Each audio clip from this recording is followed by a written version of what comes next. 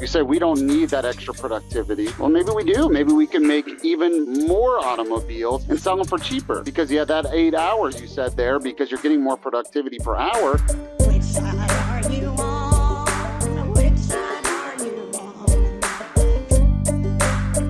on? I like to have, debates or conversations with people that I don't agree with.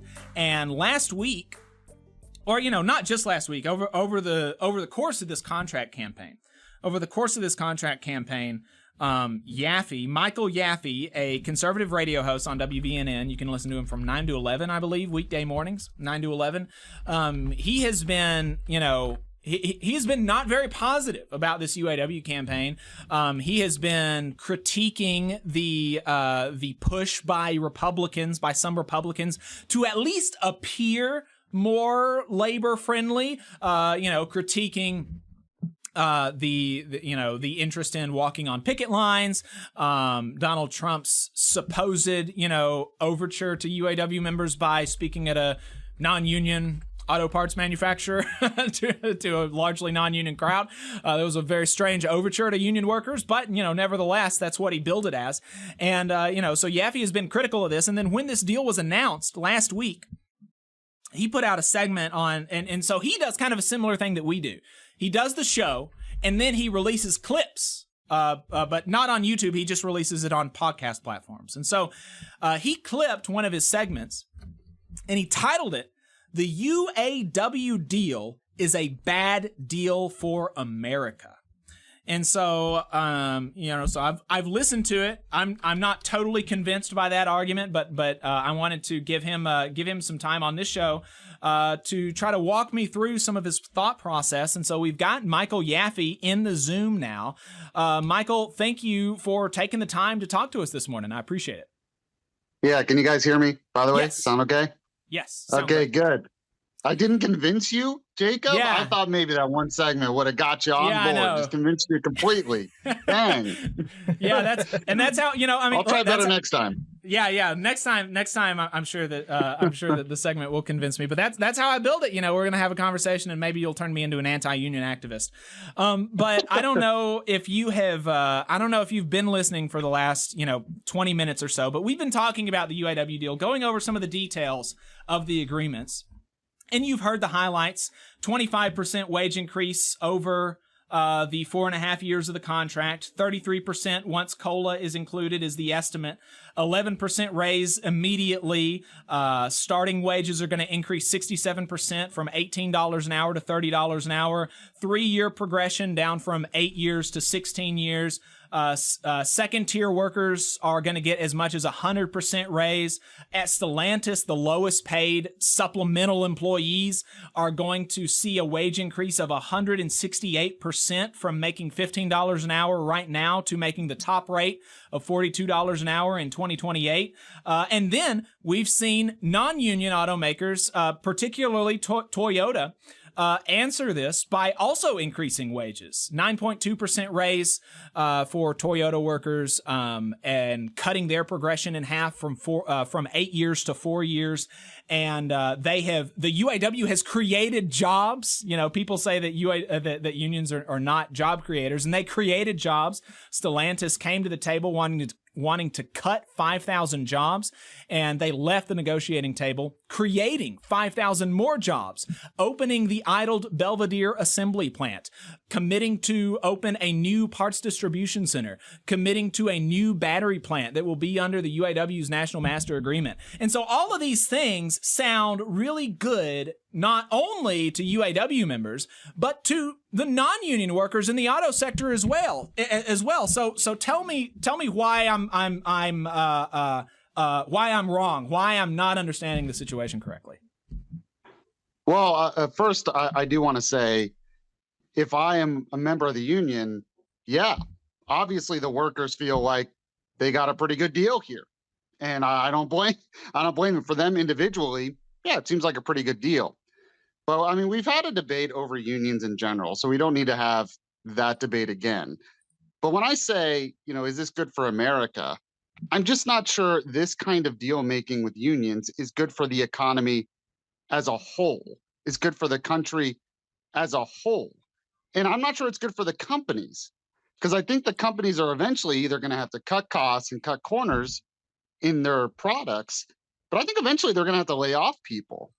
I mean, I know you were talking about the striking and they're going to strike if there are layoffs and plant closures, but eventually at some point, I think these costs are going to hit them. The chickens are going to have to come home to roost, so to speak. And that's going to put these companies in a tough position. And if the companies really aren't succeeding as much as they can, I don't know if that really is good for the American economy. Well, I mean, the question is really, the value is being created. And the question is, who is it going to go to, right? Is it going to go to the workers who actually create the product, or is it going to go to people's, people who own stocks in the company on Wall Street? And this contract has shifted some of that, has really kind of shifted some of the percentage there. We saw like from 2019 to 2023 that shareholders received more money in dividends than UAW members did in wages. Like, that just sounds absurd to me. That you would be paying people, shareholders as a class, more than workers as a class, and that doesn't sound like a good deal for America, right? That all of this money is going to be concentrated at the top, and not being distributed, in the communities. Well, one thing I do want to say is a lot of times when you're talking about dividends, when you're talking about stocks, you have a lot of mutual funds that are involved in this. So you have a lot of ordinary workers that have their 401ks kind of involved in this. So when the stocks do well for a company, that can help individual workers with 401ks in their retirement. But overall, it's not even so much that I disagree with the decision making of companies in terms of, okay, maybe they should pay their workers a little more. I just don't like it, this collective way of doing it. I want the companies to do it because it's what's best for their company. And I just don't know, looking at now, it wasn't as bad as I thought. When they were asking for a 32-hour work week, I was like, this seems like a little much to me. This seems like you're trying to transform the economy more than just help your individual workers. But I want the companies to be able to make that decision. I want them to say, okay, we have to make a profit to stay in business. And does this help us stay in business, or are they going to cut corners in the long run? I'm just not sure that's going to take. But I think a lot of this, frankly, I think these car companies feel like the government will bail them out if they get in trouble in the future. Why do you think that the company should have sole discretion over these kind of stuff like wages and working conditions? And why is it that you think that companies will or should make the decision to pay the workers more out of, the kindness of their heart? I mean, we've seen that, like, that's just historically, like, not really borne out. I mean, automaking was not only like not a career when it, in the early in its early iterations, it was like a temporary job. They had, I mean, it was like Amazon is today, 100%, 150% turnover. People couldn't stay there because they'd get fired or they'd be injured or they'd leave. Coal mining was a very similar thing. It was not a career. It was something that people were actually, coal miners were like the first independent contractors. They weren't even considered employees. And it was unions that changed that actually turned these jobs into like good career jobs. It wasn't out of the the kindness of the company's hearts, right? So like, why do you think that's an incorrect analysis? Well, and I will say, I'm not necessarily thinking like CEOs of companies do things out of the kindness of their hearts. I don't have any deals with any CEOs. There's some CEOs that definitely would not do that. I just tend to think the marketplace is the best way to kind of regulate this kind of stuff. So in order for a company to really succeed, especially against competition, they're going to have to make sure their companies run well. And it is true that sometimes, okay, they're going to have to cut costs for labor to compete, but there are other times where you go too much in the wrong direction and you just start losing your employees to a company that's going to pay them more because their product and services are doing well and the companies are doing well. I just tend to believe more in the marketplace as a whole than I do in terms of, well, they're doing it out of the benefit of their hearts. And I'm not saying that that always looks perfect. I'm not saying it ever looks perfect. The free market's not perfect. I just think it's the best system the world has ever seen in terms of being able to regulate these kind of things. There's competition for labor. We see it right now with a lot of companies. They're competing for labor. You talked about how the unions are encouraging other companies to raise wages. I think it's a part of it, but I think frankly, it's also they need the jobs. Toyota, Mazda plant here, they just need people. So you have competition for labor. So when you just dump a bunch of money in certain areas, you have to ask yourself, is that making the company more productive? Or is it just raising costs for everyone, raising inflation for everyone? And is it good for the company's bottom line as a whole, not just now, but in the future? And sometimes I worry about that when looking at these deals, where you're focused on what the workers get out of it, but is the company as a whole going to be doing better and going to be able to survive in the future out of this? Because even the union workers don't do well if the company goes under. Right, and that's why the unions saved the auto companies during 2008. Right, because and that's another like super I think malicious mischaracterization of unions that we want to destroy the businesses that we work for, because with the UAW saved these businesses in large part. It was the UAW in cooperation with the taxpayer. The UAW took billions of dollars in losses, in cut wages, losing COLA, cuts to pensions, cuts to 401ks, healthcare, all of this kind of stuff. Huge losses to save these companies. And so, of course, unions and workers and the members are willing to make sacrifices when when there's actually a legitimate fiscal threat to the companies that we work for. But, we see that the people at the top are not willing to do that. We see that the Ford CEO, GM, all of these people make hundreds of times more than the median worker at these places. And so, that seems like, why does nobody talk about, is that good for the company? I mean, Toyota's CEO doesn't make $20-30 million a year. Toyota's CEO, I think, makes $1 or $2 million a year. So like, why is there not conversations on, or why do you not have conversations about, is it good for the CEOs to be making this much money? Is it good for the shareholders to be making this much money instead of investing that money in new plants, or instead of investing in their workforce and rewarding them for continued employment, or, stuff like that? Why is that a good allocation of resources? I'm not necessarily saying it is. I mean, I drive a Mazda, so I feel like maybe Mazda is doing something right. You talked about Toyota. Those plants aren't unionized, and yet their employees do pretty well compared to the CEO salary, like you just mentioned. So I think there is something to be said about, if you have companies acting badly, if you have CEOs acting badly, not allocating their resources right, the market can take care of that. Maybe that's the reason why Toyota does pretty well, because they understand how to manage their businesses better than Ford or GM. It's not even so much that I think that companies are automatically going to do the right thing. I just think the marketplace is better and competition is better at kind of regulating this stuff than collective strikes, collective bargaining, that we see that forces these companies into union contracts, not just for like temporary. It's not like just like a CEO who, okay, he's getting paid too much, we're going to fire him, pay the next one less. It's like permanent stuff here. And when the company doesn't do as well for a certain year, it's not like, okay, your wages are tied to that. You don't get a pay cut if the company's not making a profit that year. So that's my only argument here. It's more the process than defending companies. I'm not here necessarily to defend companies on an individual basis. I just tend to defend the free market, allowing these companies to make these decisions on their own.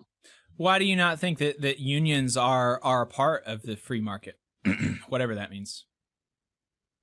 Well, for one, I do think that you shouldn't be forced. That's why you have it here. It's sort of a collectivization thing, where it's like, okay, as a collective, all these employees strike.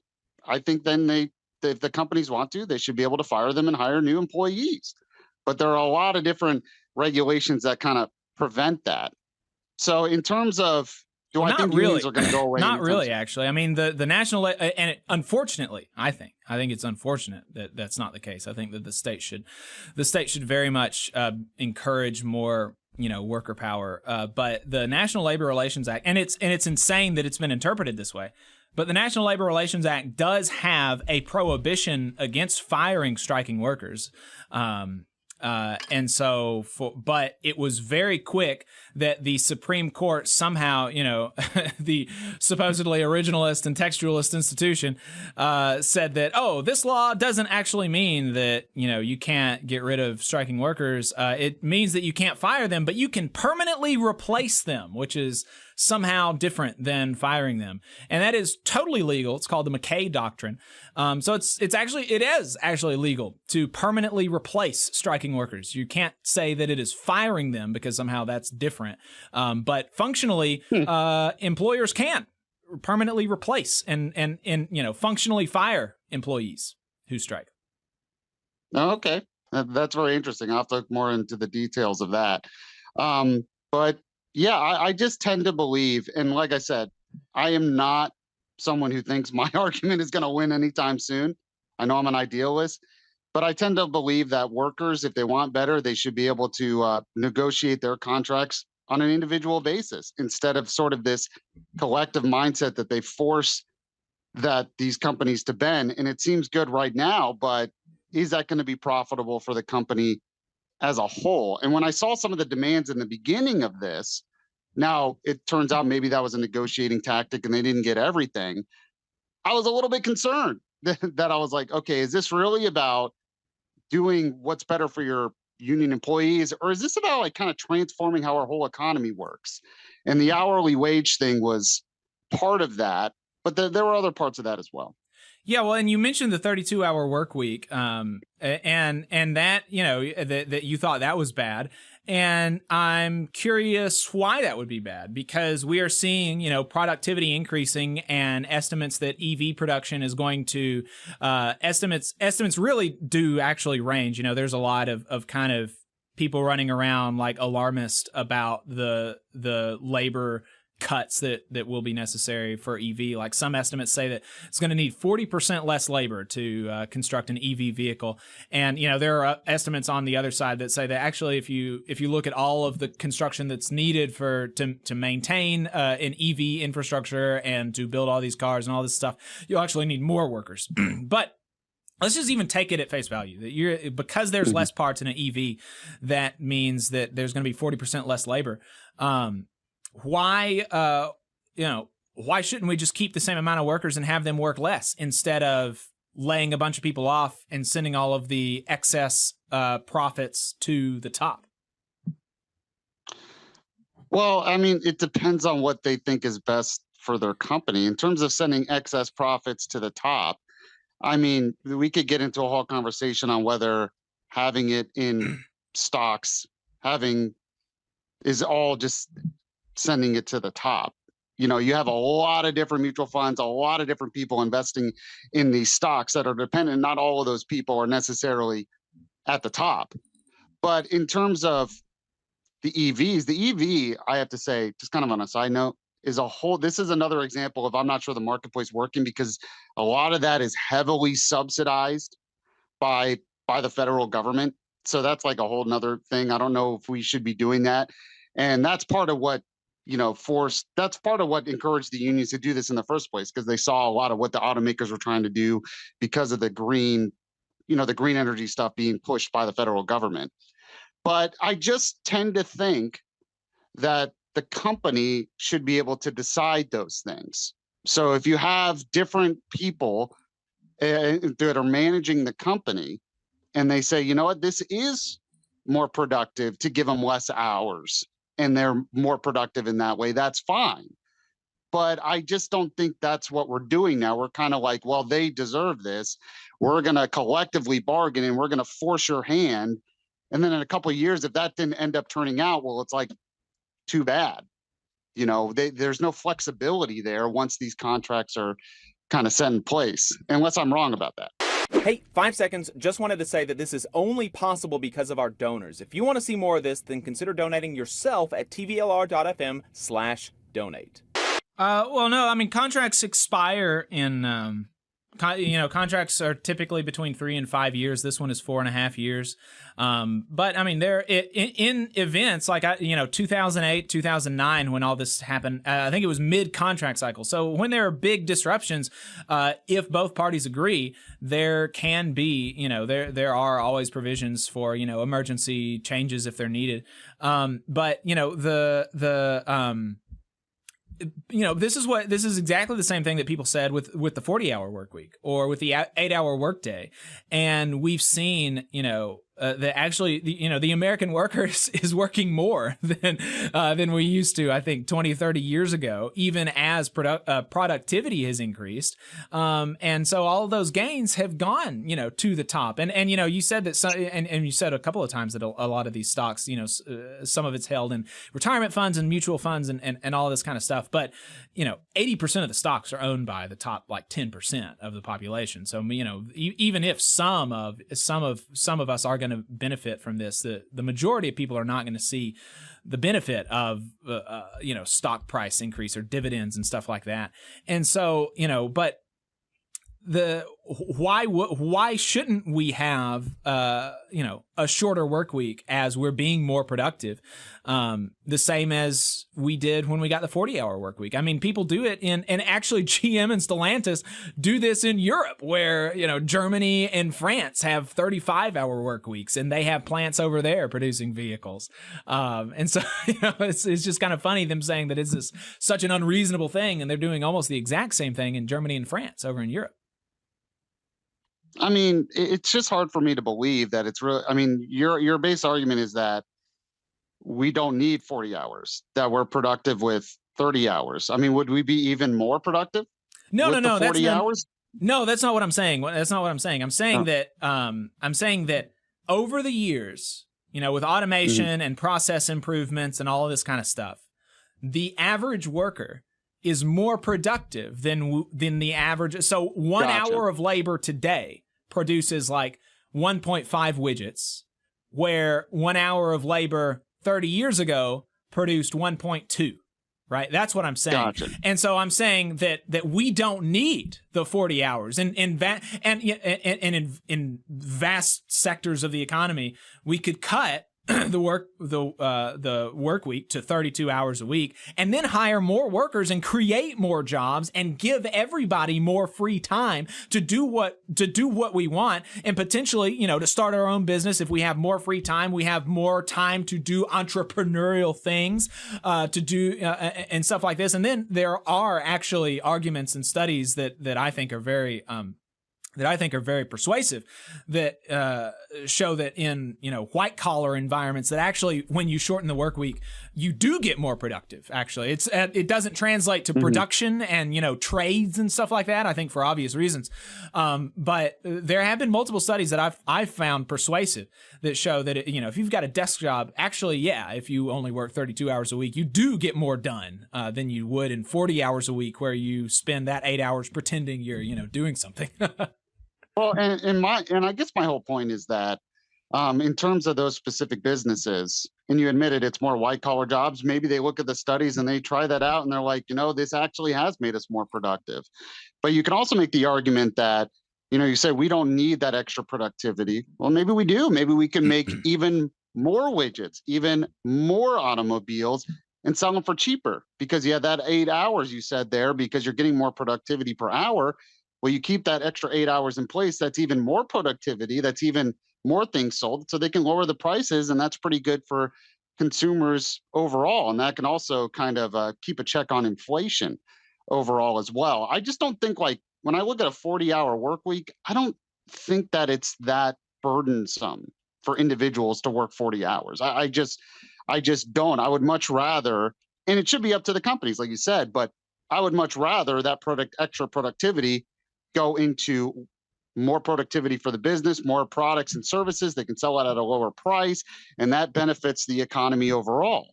Now, this could change, though, because, like you said, we have labor shortages, and maybe businesses decide that they're going to, okay, well, just make it work 32 hours a week, because we really want to get you to work here, because that other businesses is doing the same thing. I would much rather it be done by competition through businesses than to just kind of say all of a sudden, well, we're more productive. Let's just force this down the company's throat now.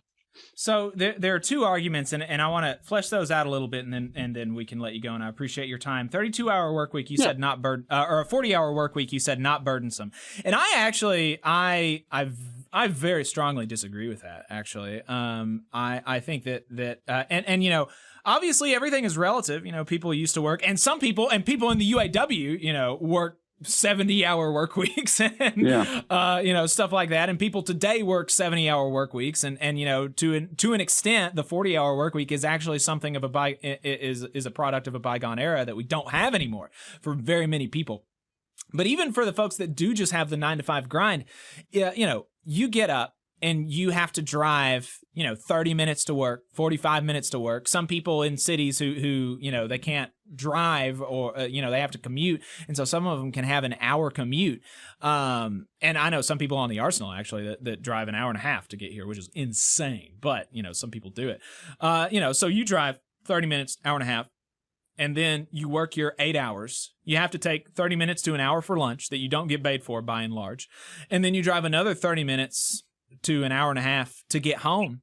You can really, really easily, and then you got to get ready. You got to get ready for work. And then when you get home, you got to like decompress and, you know, like I don't want to do very much immediately after I get off of work. And so you really do in an 8-hour workday lose the whole day, basically. You don't have any time to do anything after work. And then, you know, you've got the 5 days that you work the whole week during this 8-hour workday where you're losing basically all of every single one of those 5 days. And then the next day you're just beat. And then the day after that, you're like dreading going back to work. So I think a 40-hour work week is actually, you know, it's obviously relative, and a lot of people have it worse off, but in a society where we can have a shorter work week, absolutely, I think it's a conversation we should be having. Well, and there are different conversations you can have in productivity. You know, a lot more people are working remotely because of the things you suggested. Or, you know, I know some people that work more hours 3 days a week instead of working the 8-hour 5 days a week, and that's better. I'm not necessarily against any of that, but I also don't think, you know, you were talking about how some of it's hard for some people. I mean, I'm not going to deny that life and working hard is hard for some people, but overall, in terms of the economy, I just don't really think a 40-hour work week, when you ask every average person, really sees it as that much of a burden. And in some businesses, if they could work an extra 8 hours and that increases the productivity of the business, like I said, where they can sell more products and services at lower prices, which is good for consumers, which is good for the economy and everyone else. I tend to think that that could be better. But and I also think it depends on the individual business and the individual environment. Yeah, well, I mean, and then, you know, to an extent, you know, the argument is based on it being burdensome, but then another big part of it is based on, you know, the fact that we can, and why shouldn't we, and it wouldn't actually be that burdensome on the companies, because, you know, when we talk about like executive pay, you know, it wouldn't be burdensome for them to only have 100 times the salary of their median worker, but they have 300 times the median salary of their worker, right? And so, you know, we talk about whether or not it's burdensome is really not even the operative question. The question is, can we afford it, and would it be good for society, right? Yeah, and I'm just not necessarily convinced. You talk about can you afford it? That depends on the business. I guess I'm just not necessarily convinced that transforming our whole economy to a 32-hour work week would be better for society. I guess I'm just not convinced of that. And then the kind of really the meat of the thing, and I guess you've kind of been like wavering a little wishy-washy on the specific points of the contracts that the UAW's reached with the big three. You know, maybe they're good, maybe they're not. You know, I don't know. I'm not totally sure. But you don't like that the workers had a say, right? You're kind of like ideologically opposed to that. I mean, part of it is that I just don't like the idea one of forcing all workers to pay union dues. We've talked about that before. But when you talk about the workers have a say, it's sort of the collective workers, which is really just Right. under the UAW, and the UAW has a say. I tend to believe in more of a work environment where individual workers maybe have a say because they're valuable to the company as an individual, and they can come into their boss and say, I deserve a raise instead of this. That is like a little bit silly, don't you? I don't think so. I really don't because you think that the average production worker at a big three at a big three plant could get a better deal for himself, negotiating for himself, than the UAW got for everybody. Yeah, I think in certain cases, yes, I do. I tend to believe that if they are very valuable to the company. Yeah. And the main reason I point this out is you pointed out how, we live in Huntsville, Toyota Mazda plant, not unionized. The workers do pretty well there. Our economy in Huntsville does pretty well there. And this is all done without unionization. And the cost of living is lower here. So that's kind of where I come from on a lot of this. I just think it's a better system without sort of the collective bargaining, collectivization. I think the market does a better job at competing for workers if it's allowed to really do that, in terms of competition for workers. The same way they have to compete for consumers, eventually they have to compete for workers. And I think if that system was really put in place, I think that would be better for the overall economy. But that's not what we see though. Is that, we don't see in any industry a non-union company paying more or giving better benefits to its employees than a union company in the same industry. That's like, I don't think I've ever heard of that in the 5 years that I've been a union activist. Well, you talked about, but the companies are doing better. The reason why you got to the point in 2007, 2008 is because they had to compete with those non-union companies. And that's what put them in a situation where it's like, oh, is this really good for the company? And then you looked at a lot of businesses going overseas. Part of that was because they had to compete, or they had to go. So the company existing and being more productive, I think, is better for the economy as a whole. Otherwise, these companies are just like, forget it, I'm going to leave the country, or forget it, I'm going to move this company south because these union demands are just too much. I can't keep up with it. Well, that's not the. I don't think that it was actually the union stuff that caused the crash of the auto industry in 2008.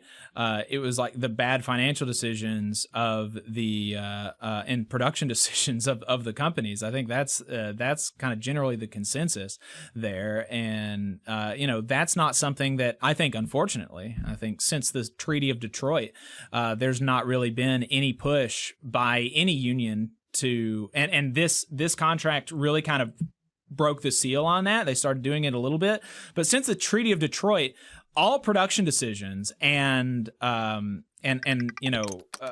decisions on like what to produce and where and how and why and how much, that's all been the purview, and how much to pay executives, non-union staff, and how much to give to shareholders. All of this is totally within the purview of the management.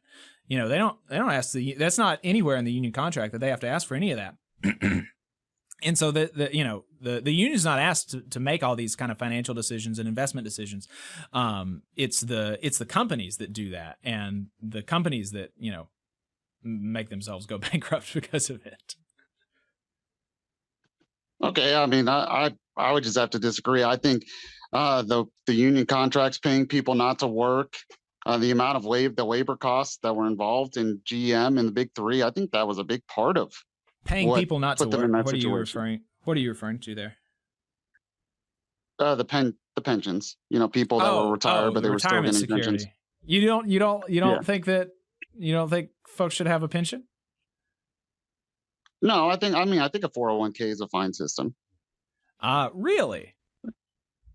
Yeah. Wow. Yeah, I mean, that's why a lot of companies are going to that and 401k and private in retirement than having the companies just pay full pensions for 20 years in some cases when those employees are no longer working for them. Well, the 401k, I mean, the reason that they do that is because it's less costly for the company. It's obviously like a worse deal for Right. the employee. You don't, it's obviously a worse deal for the employee. You don't get as much for a 401k, and so it's like a lot of people have actually had to delay retirement because of the 401k kind of scam, in my view.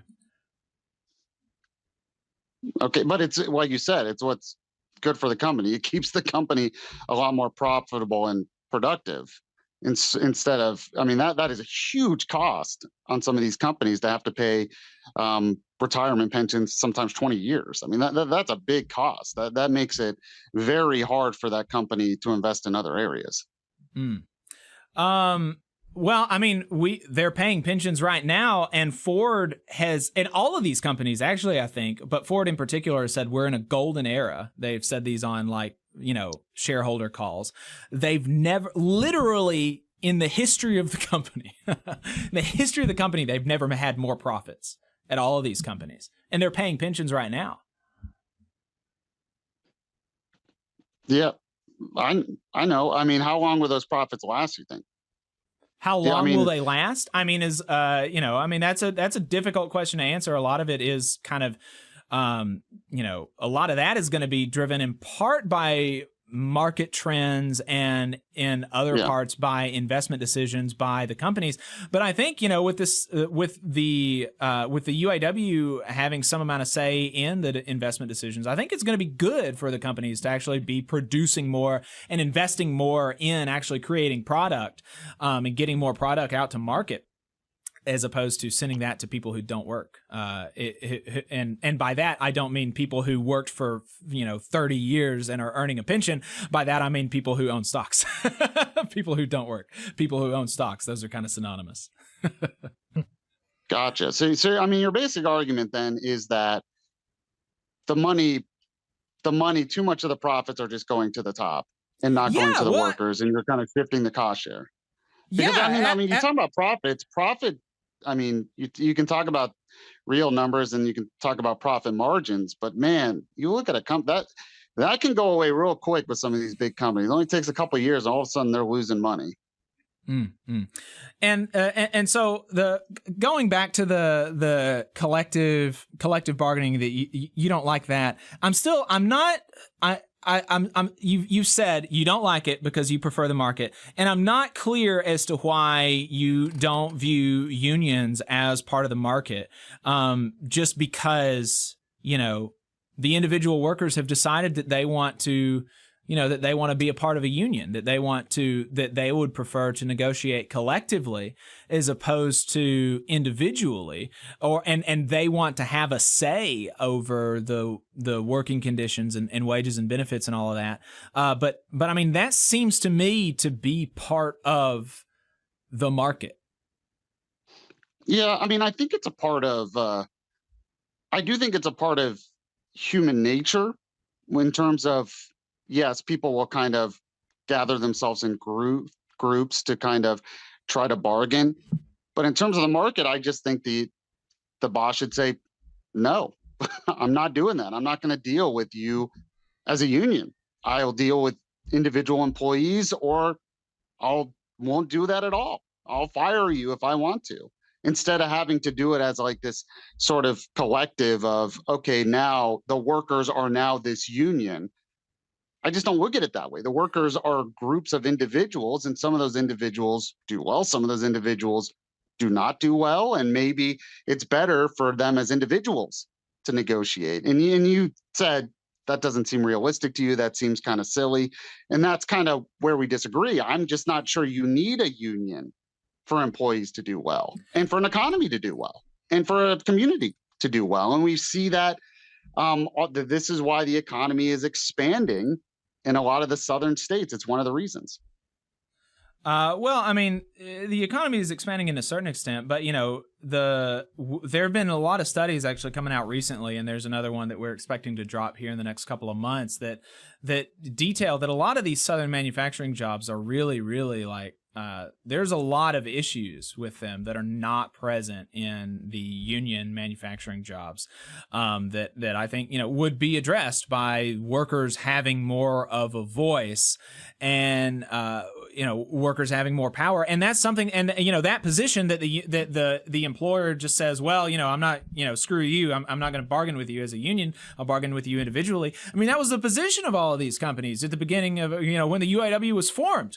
The only reason that they did is because they had to have workers. They had to have workers. They couldn't make a profit without the people who were part of the union. Yeah, I mean that's a good point. Although I don't know if that would be the case now. Frankly, I think they'd be able to find. I do not think so. They can't find workers now. They can't find workers now to fill jobs. Even in union plants, they're having issues. And I know that at non-union plants, they're having issues. But they're having manufacturing jobs across the board are having difficulty just filling open positions. Imagine firing 140,000 production workers and thinking that you're going to be able to get 140,000 replacements. Like that would be. There's no way. That's impossible. Yeah. And I understand your point. I guess my point overall is you're talking about the labor shortage. I would much rather, instead of doing this negotiation where the union strikes and says, we're just not going to work, I would much rather a situation where, okay, these individuals are like, look, we just not going to work for this company anymore. We're going to go work somewhere else. And that forces the company to pay more. That forces the company to do better. I would much rather. But you understand how that's less effective, right? I don't know if it is less effective. Of course, we just talked about how Toyota workers make less than they make less than UAW workers and have fewer benefits and all of this kind of stuff. Of course, it's less effective. It's like literally, actually, provably, measurably been proven less effective. Well, the cost of living is less here, though. So, like, if the cost of living was the cost of living was a lot more here. Ford's biggest plant, the most profitable plant for Ford, is in Kentucky. They've got like 20,000 workers in Kentucky, the Kentucky truck plant that went on strike. They were one of the plants that went on strike. Like a lot of the big three, actually, they do have places in the South that are making the same. Yeah, I know. I just think overall, it's just better for the economy to do it the way we have. To do it where, like in Huntsville, you have a non-union thing. And you say, well, they're paid less. I mean, I know people that work there and they're very happy. And like I said, I think the cost of living in terms of Kentucky, I guess I'd have to look at that area, but I think the cost of living is better. I think the companies are run better. I think the products that they offer are better. I mean, that's just what I think. Like you look at Toyota Mazda, I talked about how much I love their products. And it's because they're not forced into these situations by the unions. Well, Yaffee, I'd have a quick question. So the raises that Toyota just got, do you think that was open market forces, or do you think the unions had something to do with that? It might be a combination. It might be that they're, and I totally get what you guys are saying, that they might be a little bit afraid that they don't want their company to unionize, so they're going to offer better benefits and better pay because they don't want that. They don't want them to unionize. But I also do think part of it, and you guys mentioned that they have already given raises. I think that part of it is, frankly, they're trying to find workers because there is a tight labor market right now. And I would much rather a more productive economy with a tight labor market force higher wages than through collective bargaining and strikes that we have seen with the unions. Just super quick, and this is not scientific, but Googling cost of living in Kentucky versus Alabama. First one says Alabama is 11% more expensive than Kentucky. The cost of living in Birmingham is 1% higher than in Louisville, Kentucky. So those are some interesting stats there. So there we go. Okay, I'd have to look at that more. Yeah, that was I was kind of shocked. I'm not surprised, like 1% difference here or there. That doesn't, but the first result being 11% more expensive in Alabama than Kentucky, that kind of surprised me. But maybe, I don't know. But all right, well, Yaffee, I appreciate it. I am still not convinced that workers don't deserve a say in their lives, but you've made a valiant effort. All right, thanks. I appreciate it. All right. Appreciate it. You just saw a clip from the Valley Labor Report. We are live every Saturday morning from 9:30 a.m. till 12:30 p.m. And we pride ourselves on keeping all of our content free to everybody so that we can talk to as many working folks as possible. If you support the work that we're doing, you think that it's important, you think that it's good, then consider making a monthly contribution to the project, and you can do that on our website, tvlr.fm.